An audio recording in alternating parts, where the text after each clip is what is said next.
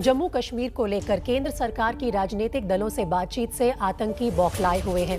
पहले Jammu Kashmir air force station पर drone हमला किया गया। ड्रोन वाली साजिश के पीछे कौन है, इसका पता लगाने के लिए जांच एजेंसियां जुटी हुई हैं। इसी बीच कल रात अवंतीपोरा में कायर आतंकियों ने एक एसपीओ, उनकी पत्नी और बेटी की गोली मारकर हत्या कर दी।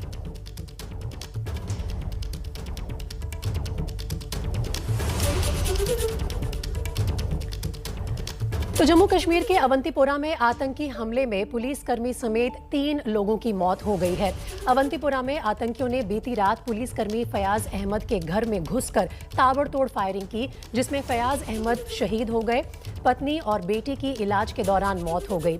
सुरक्षा बलों ने पूरे इलाके को घेर लिया है। उपराज्यपाल मनोज सिन्हा ने इस कायराना हमले की निंदा की है।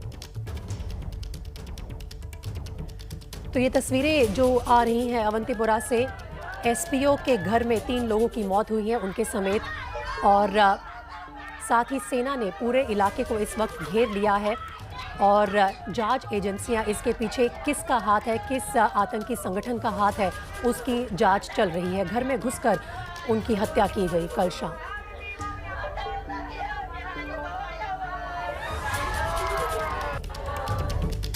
जम्मू के एयरफोर्स स्टेशन पर कल हुए ड्रोन हमले के पीछे कौन है, इस सवाल की तह तक जाने के लिए कई एजेंसियां जांच में जुटी हुई हैं।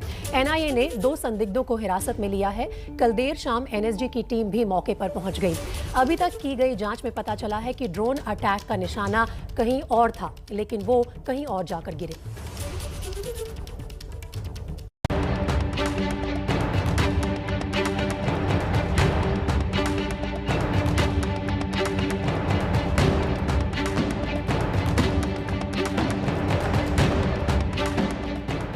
ये 2 तस्वीरें जम्मू के एयरफोर्स स्टेशन में धमाकों के पीछे गहरी साजिश होने के संकेत दे रही हैं। दिन में एनआईए की टीम ने जांच की तो रात में एनएसजी के जवान मौके पर पहुंचे। साफ है, घटनास्थल और आसपास की सुरक्षा को लेकर एजेंसियां मुस्तैद हो गई हैं, क्योंकि अब तक की जांच में खुलासा हुआ है कि इस हमले का पहला टारगेट एयर ट्रैफिक कंट्रोल था। दूसरा टारगेट था करीब ही पार्क किए गए वायुसेना के MI-17 हेलीकॉप्टर्स। दोनों टारगेट पर हमला करने में नाकामयाबी मिली। जानकारी के मुताबिक एक ड्रोन में करीब 5 किलो TNT विस्फोटक था, दूसरे ड्रोन में इससे कम वजन का विस्फोटक मौजूद था। बताया ये जा रहा है कि इस ड्रोन के निशाने पर इस एयरफोर्स स्टेशन का वो टेक्निकल एरिया था जो इस एयरफोर्स स्टेशन का सबसे महत्वपूर्ण इलाका है। दरअसल इस टेक्निकल एरिया में न केवल एयर ट्रैफिक कंट्रोल की इमारत है, बल्कि उसके साथ साथ यहाँ पर MI-17 हेलीकॉप्टर्स हैं। इस मामले में जांच एजेंसी एनआईए ने जम्मू के बेली चारना से 2 संदिग्धों को हिरासत में लिया है। दोनों पर आतंकी संगठनों की मदद करने का आरोप है। अभी तक की जांच में हमले के लिए ड्रोन के इस्तेमाल की आशंका जताई जा रही है और यहीं से ये सवाल खड़ा होता है कि आखिर इतने संवेदनशील और सुरक्षित माने जाने वाले इलाके में धमाके को कैसे अंजाम दिया गया। जांच एजेंसियों के मुताबिक अगर इस हमले में ड्रोन का इस्तेमाल हुआ है तो वो ड्रोन सीमा पार से नहीं, बल्कि इस एयरफोर्स स्टेशन के आसपास से ही किसी इलाके से उड़ाया गया है। एयरफोर्स स्टेशन के सबसे पास वाली सीमा आरएसपुरा है, जो यहां से करीब 18 किलोमीटर की एरियल डिस्टेंस पर है। जांच एजेंसियों के मुताबिक 18 किलोमीटर की दूरी के बीच कई सुरक्षा एजेंसियां तैनात हैं और उनकी नजर से इस ड्रोन का बचना नामुमकिन था।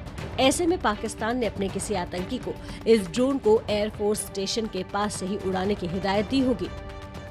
आपको बता दें कि शनिवार और रविवार की दरमियानी रात करीब 1:45 बजे जम्मू एयरफोर्स स्टेशन में 2 धमाके हुए थे। पहला हमला एक इमारत की छत पर हुआ, दूसरा खुली जगह में हुआ। एयरफोर्स के टेक्निकल एरिया में हुए दोनों धमाकों में 2 जवान घायल हुए हैं।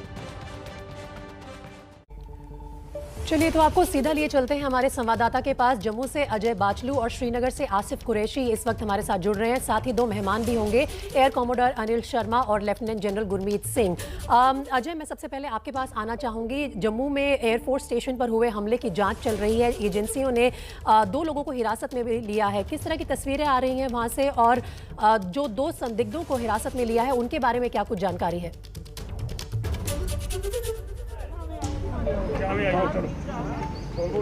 अच्छा, ऐसा लगता है कि इस वक्त अजय के साथ हमारा फोन लाइन पर संपर्क टूट गया है, लेकिन ये तस्वीरें अजय ने जम्मू से भेजी हैं जहां लोग इकट्ठा होकर पाकिस्तान हाय हाय के नारे लगा रहे हैं। और ये इसी के चलते हुआ है कि जो एयरफोर्स स्टेशन पर ड्रोन हमला हुआ उसके पीछे पाकिस्तान का हाथ भी सस्पेक्ट किया जा रहा है। अजय एक बार फिर से हमारे साथ फोन लाइन पर आ गए हैं। अब अजय, मैं आपके पास आना चाहती हूँ। पाकिस्तान के झंडे जलाए जा रहे हैं, पाकिस्तान हाय हाय के नारे लगाए जा रहे हैं। किस तरह की तस्वीरें हैं आपके बैकग्राउंड में, पहले वो आप हमें बताइए। और जांच एजेंसियों ने जिन 2 लोगों को हिरासत में लिया है उनके बारे में क्या जानकारी है? देखिए, सबसे पहले मैं तस्वीरें दिखाता हूं किस तरह यहां पाकिस्तान के खिलाफ गुस्सा फूट रहा है लोगों का। दरअसल पाकिस्तान ने न केवल यहां जम्मू में एयरफोर्स स्टेशन पर हमला किया, बल्कि जिस तरह से कश्मीर में फैयाज के परिवार को निशाना बनाया गया उसके खिलाफ यहां लोगों का गुस्सा है। लगातार पाकिस्तान के खिलाफ यहां नारेबाजी की जा रही है, पाकिस्तान का झंडा फूंका गया है और लगातार अब यहाँ के लोग ये मांग कर रहे हैं कि पाकिस्तान एक ऐसा पड़ोसी है जो कभी सुधर नहीं सकता। यहाँ के लोग ये भी कह रहे हैं कि 1965 और 1971 में जिस तरह का सबक पाकिस्तान को सिखाया गया था वही सबक दोबारा सिखाने का वक्त आ गया। 1965 और 71 का सबक दोबारा सिखाने का वक्त आ गया है पाकिस्तान। 71 और 65 की जंग याद करवाने का समय और इनको नस्ते नबूद करने का समय, लाहौर पर तिरंगा झंडा उठाने का समय और सर्जिकल स्ट्राइक एक नहीं दर्जनों सर्जिकल स्ट्राइक करके पाकिस्तान को समाप्त करने का समय। एक परिवार के 3 बंदे एक सेना के अंदर भर्ती है और तीनों मार दिए गए। धर्मपत्नी गई SPA की और उसका बच्चा भी चला गया। उसके बाद भी हम पाकिस्तान को शमूलियत करवाने की बातें करना चाहते हैं, ये बर्दाश्त नहीं। बड़ा गुस्सा है, इसलिए माननीय प्रधानमंत्री जी एक ही बार आर्या पार लगातार हमला और 65-71 की जंग याद करो, 65-71 की जंग याद करो। पाकिस्तान की इस तरह से यहाँ प्रीति मांग उठ रही है। और साथ में दूसरा, एजेंसियों ने जिन 2 लोगों को कल जम्मू से उठाया था पूछताछ के लिए उन्हें फिलहाल छोड़ दिया गया है, लेकिन इसके साथ ही जो जम्मू कश्मीर पुलिस की SOG है या जो नेशनल इन्वेस्टिगेटिंग एजेंसी है या जो फोर्सेस है, स्पेशल फोर्सेस है एयरफोर्स के, वो लगातार जम्मू में अनेक स्थानों पर, चाहे वो एयरफोर्स से सटा हुआ बेलीचराना के इलाका हो या यहाँ पर निकी तवी का इलाका हो, उसके साथ लगातार रेड्स की जा रही हैं ताकि आतंकियों के उस मददगार को पकड़ा जा सके जिसने ये साजिश, ड्रोन वाली साजिश में पाकिस्तान का साथ दिया। जी प्रीति। अजय, काफी भावुक है लोग इस वक्त। डोगरा फ्रंट के कार्यकर्ताओं का ये प्रदर्शन चल रहा है और आपके पास ही रहना चाहूंगी थोड़ी देर के लिए,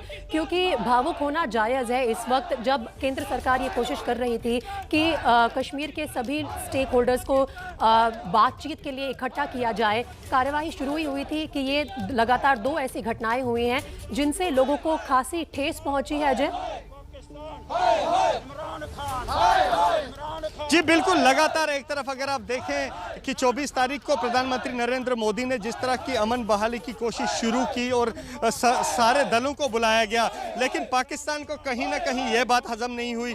दूसरी बात जो पाकिस्तान को हजम ये नहीं हो रही वो ये कि उसके लगातार मंसूबे प्रीति जम्मू कश्मीर में फेल हो रहे हैं। कल ही जम्मू पुलिस ने एक शख्स को, 20 साल के एक शख्स को 5 किलो RDX के साथ पकड़ा और मंशा पाकिस्तान की फिर वही थी कि जम्मू के किसी भीड़ भाड़ वाले इलाके को टारगेट किया जाए, लेकिन पाकिस्तान की वो मंशा भी धराशायी रह गई।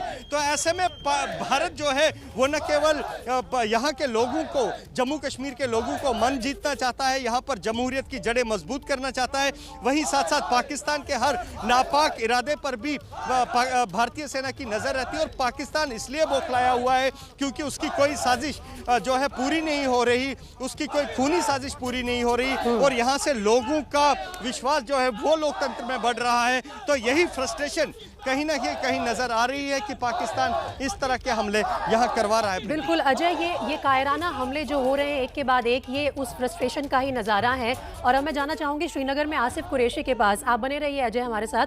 आसिफ, फयाज अहमद SPO के घर में घुसकर आतंकियों ने हमला किया, उनकी जान चली गई, उनकी बेटी और पत्नी की भी मौत हो गई। हमने देखा कि जम्मू में किस तरह से लोग भावुक होकर पाकिस्तान पर हमले की भी बात कर रहे हैं, सरकार से कड़े एक्शन की डिमांड कर रहे हैं। वहाँ पर किस तरह का माहौल है? अवंतीपुरा से आपको क्या कुछ खबर मिल रही है?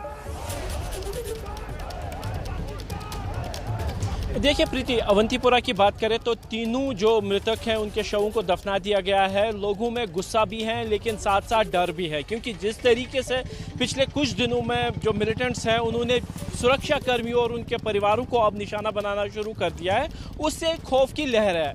सुरक्षा बलों को पहले ही चेतित किया गया था कि इस तरीके की कई घटनाएं हो सकती हैं, क्योंकि जब श्रीनगर में एक हफ्ते के भीतर 2 पुलिसकर्मियों की गोली मारकर हत्या कर दी गई थी, उसके बाद ही अलर्ट जारी कर दिया गया था अभी, और सभी पुलिसकर्मियों और सुरक्षा बलों के साथ काम करने वाले लोगों को सतर्क रहने के लिए कहा गया था। लेकिन उसके बावजूद भी मिलिटेंट इस हमले को अंजाम दे सके। कहीं ना कहीं मिलिटेंट्स की तरफ से भी जमीन पर रणनीति बदली गई है और जो कार्रवाइयां हैं वो तेज करने की कोशिश हो रही है। श्रीनगर में एक हफ्ते में 3 हमले होते हैं और उसके बाद अब पुलवामा के अवंतीपुरा में जिस तरीके से एक पुलिसकर्मी और उसके परिवार के सदस्यों की हत्या होती है, कहीं ना कहीं ये दोहरी मैसेज भेजने की कोशिश है मिलिटेंट्स की तरफ से कि एक जो बातचीत की प्रक्रिया है वो उन लोगों के साथ की जा रही है जो मुख्य धारा में पहले से ही शामिल है। इस बातचीत में ना तो अलगाववादी और ना ही मिलिटेंट संगठन शामिल है। दूसरा, मिलिटेंट्स के बारे में जो सुरक्षा बलों का ये कहना था कि ऑपरेशन ऑल आउट के बाद उनको समाप्त कर दिया गया है और मिलिटेंट्स की प्रेजेंस नहीं है। मिलिटेंट्स अपनी प्रेजेंस जताने के लिए इस तरीके की घटनाओं को अंजाम देंगे, ऐसा पहले ही संकेत था। लेकिन जम्मू में हुए ड्रोन हमले के बाद सुरक्षा एजेंसियों के लिए दोहरी चुनौतियां बन गई है कि एक तरफ यहां पे सक्रिय मिलिटेंट्स के खिलाफ ऑपरेशन करने, वही जो ड्रोन हमले के जरिए यहां पे जो वाइटल इंस्टॉलेशंस हैं उनकी सुरक्षा बढ़ाने की भी चेष्टा की गई है। कल ही आईजी कश्मीर ने श्रीनगर के हवाई अड्डे पर जाकर सुरक्षा की समीक्षा की और इसके साथ साथ सेना ने भी अपने सभी सैन्य ठिकानों के आसपास जो है सुरक्षा बढ़ा दी है और यहाँ पे इस तरीके का कोई हमला ना हो, उसको विफल किया जा सके, इसीलिए जो सुरक्षा की है समीक्षा की जा रही है। यानी कहीं ना कहीं जहां एक तरफ से बातचीत की बात शुरू हो रही है, वहीं दूसरी तरफ कश्मीर घाटी में और जम्मू कश्मीर में कुल मिलाकर दोनों ही जगह पे हिंसा भी बढ़ने लगी है, जो कि चिंता की बात है। बने रहिए हमारे साथ। एक बार अपने मेहमानों के पास भी जाना चाहूंगी। जैसे कि आपने कहा कि सुरक्षा के इंतजामों को लेकर भी अब एक बार फिर से सारी की सारी एजेंसीज और डिफेंस फोर्सेज मिलकर जायजा ले रही हैं कि क्या किया जाना चाहिए। Lieutenant general Gurmeet Singh, drone से हमला एयरफोर्स स्टेशन पर, सबसे पहले उसे आप हमें एक्सप्लेन कीजिए, समझाने की कोशिश कीजिए सर कि कितना बड़ा ये खतरा है, कितनी बड़ी चुनौती है, क्योंकि ड्रोन से अटैक किया और वापस भी ले गए उसे। क्या ये पहली बार हमने ऐसा देखा है और किस तरह से इस चुनौती को अब टैकल किया जाएगा? सबसे पहले तो ये जो ड्रोन से हमला किया गया है, ये एक डेलिब्रेट एक्शन है जो प्लान किया गया और एक स्पेसिफिक टारगेट पे, और इसका टाइमिंग भी इन्होंने बहुत चालाकी से चुना है। दूसरी बात ये है कि जो डीजीपी साहब हैं उन्होंने क्लियरली 2 चीज कही है। पहला कि ये टेररिस्ट अटैक है, दूसरा ये ड्रोन से किया गया है। और मैं ये बताना चाहता हूं कि ये जो ड्रोन की टेक्नोलॉजी को टेररिज्म के लिए जो इस्तेमाल किया गया है, ये एक जो टेररिज्म और कॉन्फ्लिक्ट का स्तर है, लेवल है जी, वो एकदम बढ़ गया है। पहले भी ऐसे संदेश आ रहे थे क्योंकि अगस्त 2019 के अंदर में ड्रोन्स को इस्तेमाल करके वेपन्स को ट्रांसपोर्ट किया जा रहा था अमृतसर के इलाके में। उसके अलावा पिछले साल भी जून और सितंबर में, और इस साल में अप्रैल और मई में इसको इस्तेमाल किया गया। देखिए, अगर आप हिस्टोरिकली देखें तो जिस प्रकार आर्मेनिया अजरबैजान की लड़ाई हुई, उसमें लॉइटरिंग म्यूनिशन और ड्रोन अटैक्स का खास इस्तेमाल किया गया। और इस साल जो मई का इजराइल और हमास के टेररिस्ट के बीच में लड़ाई हुई 11 दिन की, उसमें भी ड्रोन एक खास टेक्नोलॉजी दिखाई दी। लेकिन इजराइल ने इसके डिफेंस के लिए और इसको डिस्ट्रॉय करने के लिए अपना एक आयरन डोम बनाया है। लेकिन ये जो चुनौती हमारे भारत और पाकिस्तान के बीच में आई है, और एक बात पक्का है, अभी इन्वेस्टिगेशन हो रहा है, डिटेल्स आ जाएंगी और बिल्कुल क्लियर पता लग जाएगा कि कहां से लॉन्च हुआ है, क्या रास्ता लिया है, क्या ये बॉर्डर के अक्रॉस से आया है। अगर ये बॉर्डर के अक्रॉस से आया है तो ये पक्का एक वॉर का एक्ट है। और देखिए, पाकिस्तान के अंदर में जो टेररिज्म है और उसका इंफ्रास्ट्रक्चर ऑर्गेनाइजेशन एक्टिविटीज है, उसमें कोई बदलाव नहीं है। हाल ही में FATF ने फिर दोबारा से उनको 3 साल के बाद, जून 2018 के बाद में अभी भी उनको ग्रे लिस्ट में रखा है। और ये एक बहुत इम्पोर्टेंट बात है कि हाल ही में हुए SCO की एक फ्रेमवर्क की एक मीटिंग के अंदर में NSA अजीत डोवल जी ने कहा उस वक्त में, बिल्कुल कहा कि हमको जरूरत है कि हम मॉनिटर करें कि किस प्रकार से नई टेक्नोलॉजी टेररिस्ट ग्रुप इस्तेमाल कर रहे हैं, वो भी जो ड्रोन से वेपन स्मगलिंग करने की और आर्टिफिशियल इंटेलिजेंस और बाकी सोशल मीडिया का इस्तेमाल, और ये बिल्कुल सामने में आ गया।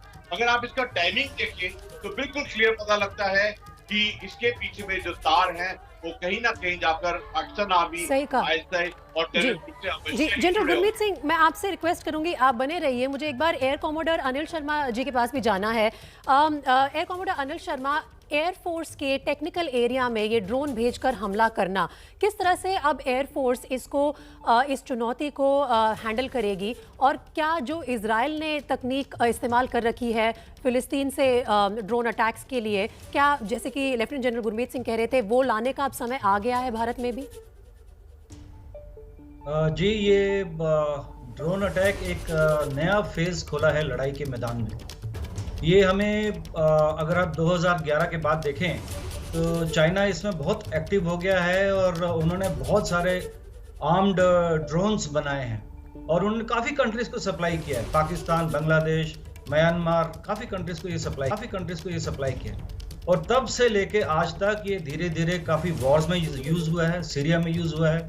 अभी लेटेस्ट मार्च में हमारा सऊदी अरेबिया में जो अटैक हुआ है ऑयल फील्ड्स पे, तो उससे हमें ये उसी समय सोच लेना चाहिए कि ये हमें इसके बारे में एक्शन करना है।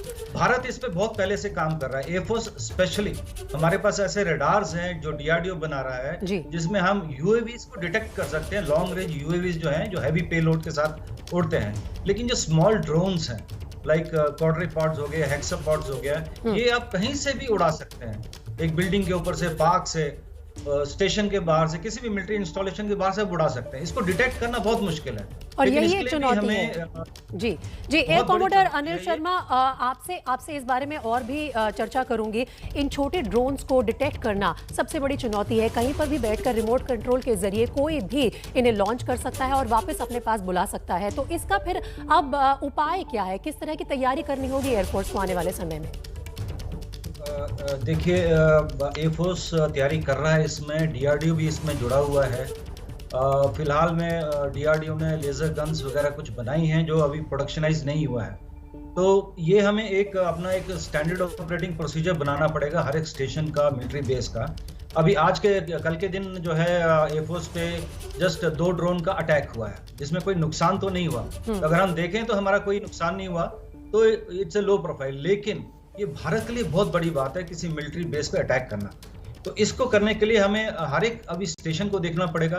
कल को ये मिलिट्री बेस पे हो सकता है, हमारे फाइटर एयरक्राफ्ट पे हो सकता है, कहीं भी हो सकता है, रिलीजियस प्लेसेस पे अटैक हो सकता है। तो ये एक बहुत बड़ा खतरा है। आज 2 ड्रोन आए, कल 50 ड्रोन आ सकते हैं। और आप सोचिए अगर 50 ड्रोन एक बेस पे आ जाए तो कितना बड़ा खतरा इसमें हो सकता है। बिल्कुल। तो इसके लिए हमें अपनी SOPs बनानी पड़ेंगी। और मेरा तो ये सजेशन है कि हमें हर मिलिट्री स्टेशन बेस के विद इन 5-6 किलोमीटर एक विजिलेंस बढ़ाना पड़ेगा हमारी लोकल पुलिस के साथ मिलके, जिससे ऐसा कोई ड्रोन जो है वहां से टेक ऑफ नहीं कर सके। दूसरा, हमें एंटी ड्रोन टेक्निक्स हैं हमारे जो वर्ल्ड में है, उनको स्टडी करना पड़ेगा और जो भारत के लिए अच्छी टेक्निक है उसको डीआरडीओ को डेवलप करना पड़ेगा। तो वो टेक्निक्स यूज करनी पड़ेगी। जी बिल्कुल, अब समय आ गया है कि डीआरडीओ उस तरफ अग्रसर हो, वो उन तकनीकों का समय आ गया है इस्तेमाल करने का। लेफ्टिनेंट जनरल गुरमीत सिंह, जैसे कि एयर कॉमोडर अनिल शर्मा कह रहे हैं कि देखा जाए तो हमें नुकसान नहीं हुआ है, लेकिन ये बहुत डेयरिंग अटैक है, एक तरह से भारत को ललकारने की कोशिश की गई है। तो डिफेंस फोर्सेस की तरफ से रिस्पॉन्स कैसा होना चाहिए? देखिए, नुकसान कितना हुआ है इसका मतलब नहीं है, लेकिन बड़ी बात यह है कि ड्रोन को एक टेक्नोलॉजी की तरह इस्तेमाल किया है और हमला किया है, ये ज्यादा इंपॉर्टेंट है। इसका मतलब एक और है कि सिक्योरिटी के अंदर में एक चूक हुई है, एक ब्रीच हुआ है, और ये हमारे लिए बहुत जरूरी है कि हम अपनी इंटेलिजेंस और अलर्टनेस को एकदम पुख्ता करें। हमारे पास में ज्यादा इलाकों को डिफेंड करने के लिए जो ड्रोन के अटैक है उनके लिए काबिलियत बनानी पड़ेगी। अभी हमारे पास में काबिलियत है जो स्पेसिफिक एरिया को किस प्रकार डिफेंड कर सकते हैं, लेकिन ज्यादा जो जगह है, ज्यादा जो टारगेट है, उनको किस प्रकार डिफेंड करना है। और डीआरडीओ, बीएल ने ऑलरेडी ये जो टेक्नोलॉजी है उनके पास में है। और आपने देखा होगा कि पिछले साल जो 15 जनवरी को जो आर्मी डे परेड के अंदर में दिखाया गया था कि 75 ड्रोन्स को इस्तेमाल करके किस प्रकार टारगेट करते हैं। लेकिन ये जो बात हुई हुई है जम्मू में, इसमें जो बड़ी बात है कि हम अपना डिफेंस कैसे तैयार करें, अपना सिक्योरिटी कैसे तैयार करें, क्योंकि इसके अंदर में डिटेक्शन चाहिए, इसके अंदर में चाहिए सॉफ्ट या हार्ड तरीके से उसको किस प्रकार बर्बाद किया जाए। देखिए, ये हमारे पास में ऑलरेडी रडार, एयर डिफेंस, ये सब पुख्ता है, उसमें कोई शक नहीं है। लेकिन ये जो नया अध्याय जुड़ा है ड्रोन्स का और उसको टेररिज्म और कॉन्फ्लिक्ट के साथ मिलाकर, और मैं एक बात कहना चाहता हूँ, ये पाकिस्तान ने जो जरूरत की है इसका जवाब देना बहुत जरूरी है। बिल्कुल। और इसी के चलते आवाम भी अब दबाव बना रही है सरकार पर कि एक तरफ जहां बातचीत की कोशिश हो रही है, कुछ लोग चाहते हैं कि अभी भी पाकिस्तान को टॉकिंग टेबल पर बुलाया जाए, वहीं दूसरी तरफ पाकिस्तान ऐसी जुर्रत कर रहा है। और अगर जैसा कि आपने कहा पाकिस्तान का हाथ इसमें स्पष्ट हो जाता है तो ये एक्ट ऑफ वॉर ही माना जाएगा। बहुत बहुत शुक्रिया lieutenant general Gurmeet Singh, air commodore Anil Sharma और हमारे दोनों संवाददाता अजय बाचलू और आसिफ कुरैशी। इस खबर पर हमारी नजर लगातार बनी रहेगी।